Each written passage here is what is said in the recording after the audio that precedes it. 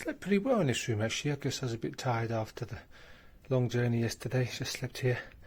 And the good thing I was tired, because if I'd have needed to have got up and have a little whiz in the middle of the night, look how far I'd have had to have gone to go to the toilet.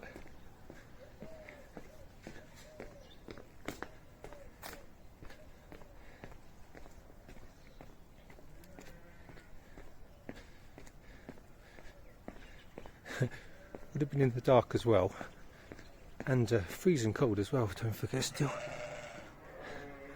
I'd have probably woken up all the farm animals as well. Hello. So yeah, good thing I didn't need to go basically. You've got a very inquisitive look, haven't you? You have.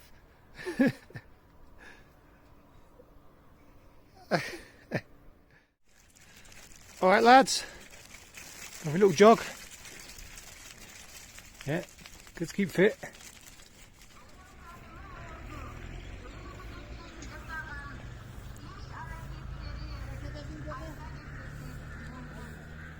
This little place reminds me of North Korea. What I'm actually looking to do is to get down to the second city of the country, Osh. But like I've already said, travel in Kyrgyzstan is a bit slow, and also in fairness it's a long way. Even if you drove directly from Bishkek to Osh, that would take about 16 hours. So I'm stopping off along the way in a few different places. I'm in no hurry after all. Yet again I'm the first person on the minibus, so I'm going to have to wait a little while for that to fill up here at the little bus station. Not much to do around here while I wait, but there are some horses over there, so I might go and hang out with them for a bit. This is still showing the stop of buses going to Telman, which I'm pretty sure would have changed its name after the fall of the USSR, as that was named after Ernst Thälmann, a German communist. Interesting little bus station. How old is that pool table?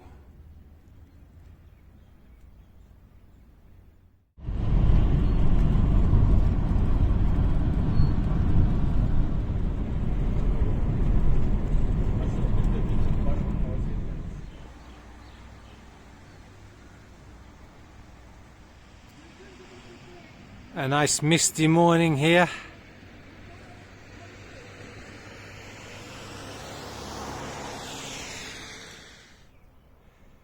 This is probably one such place that was used in the Soviet period and then overnight kind of just closed down when the USSR was no more.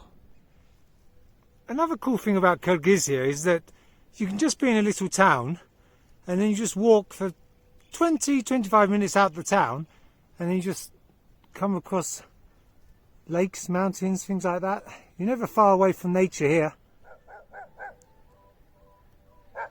Now, even on the other side of the lake, a dog has noted my presence and is getting a bit irate with me. I'm now about 400 or 500 meters away from the dogs, but he's still barking at me. I mean, how far away do I have to be from him for him to stop barking at me? I'm not a geologist, as will soon become very apparent when I'm trying to describe all these different types of rocks and mountains, but they're all slight, well, not all, but a lot of them seem to be slightly different types of rock or stone, different colours.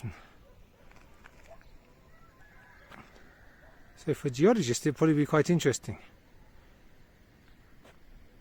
And for you guys it'd be interesting if you had a geologist explaining it to you instead of an idiot like me.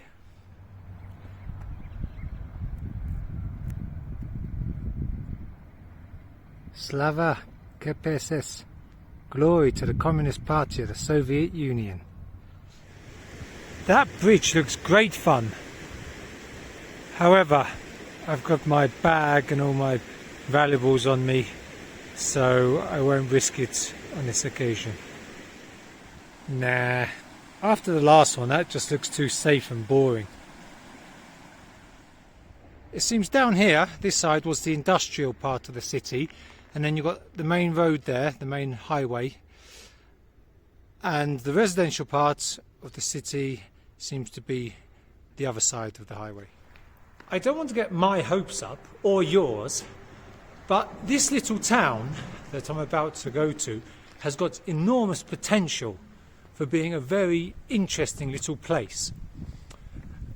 It was constructed in the 1960s for construction workers to live while constructing the biggest dam in the country, hydroelectric dam.